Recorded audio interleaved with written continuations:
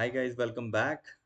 So in the previous videos, what we have understood is how to make Power BI dashboards and how to do revenue analysis with Power BI with a simple, in a simplest form.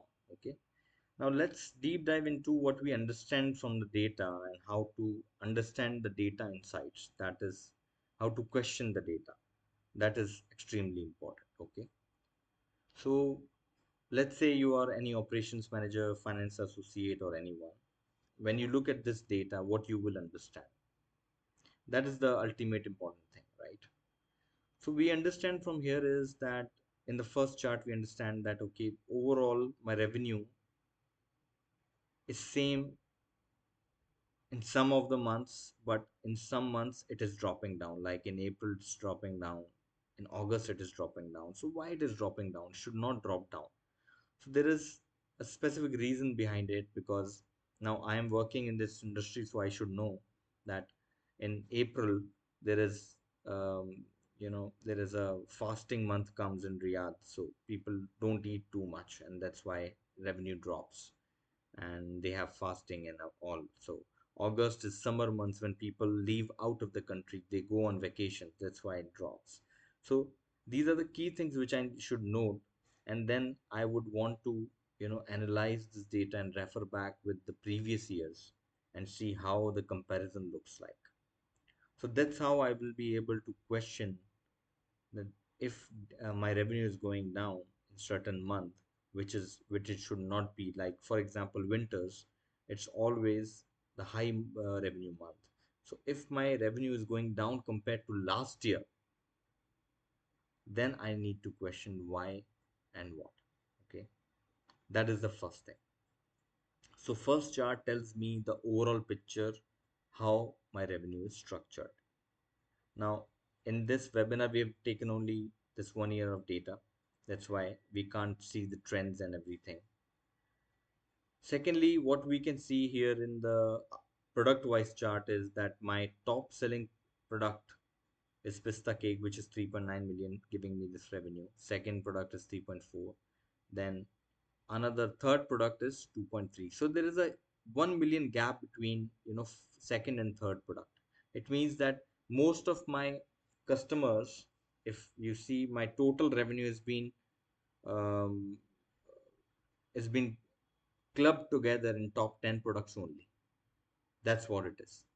So what it tells me is tells me that if I'm a if I'm a business owner, I should focus only on these top 10 products and the flavors of these top 10 products and not anything else. That's the market, that's the customers want, loves it, and that's how it is. Then I need to look at what kind of marketing strategies we have used for these products. Are we heavily investing into marketing of these strategies? Yes or no? If no, then it is the flavor of the market. Customers love these flavors. So I need to build products around these flavors only. And the products which are not performing well, like maybe, these last one, these products I should close. I should remove from my menu because these products are not getting sold too much, and it is every time I have to keep inventory stock. So we need to analyze from that point of view as well, that whether closing these will impact my profitability, yes or no, right? Third thing, what we see here on, I've not changed the headings, so please pardon me.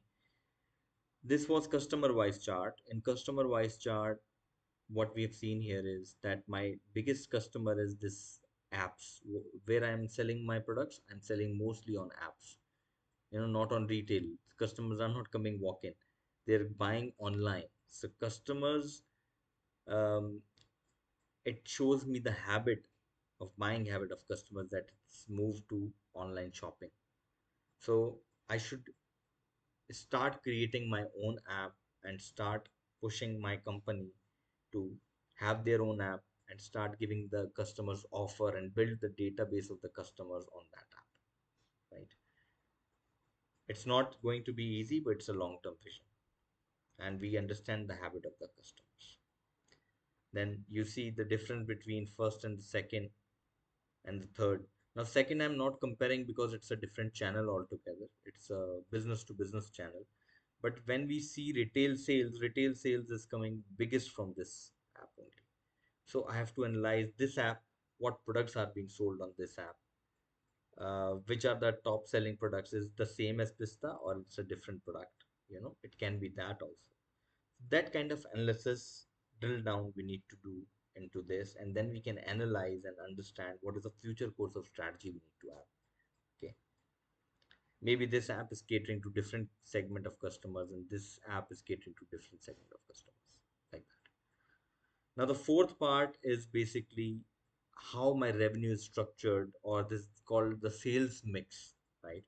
So I have four segments, and different segments have different profitability percentages.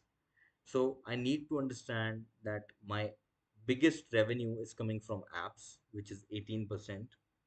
Sorry, 8 million is coming from apps.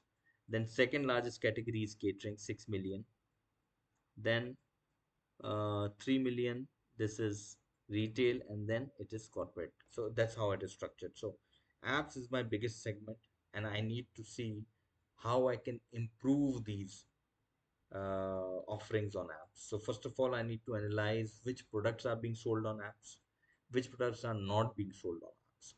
So I need to understand which flavors, what customers liking, and I need to promote those products only. So it will increase them. Or either I can go for bundles. I can go offer bundles with the higher selling products, so I can increase the customer spend on these products. So all of these strategies we use when we discuss this in our meetings, and we brainstorm, you can say. So I hope you have understood this webinar, and I hope this has given you some insights. But guys, there's one more thing after this we would want to tell you is that we have launched a full-fledged course on this, and there we have used 2 years of data, and we have seen how 2 years of data looks like and how we analyze 2 years of data together. This is from 1 year we can understand. Now you can imagine with 2 years of data you can understand more and more deep insights into it. So if you like this webinar, you can join our course, which is available online on our website www.forensicfinance.in. You can visit the website, see some lectures. There are two free lectures there. You can see that, and then enroll according to your this thing. I hope this has created some meaningful insights for you. Thank you so much for listening. Thank you so much for coming. Thank you so much for viewing. Thank you so much. See you in our course. We hope to see you in our course. Thank you.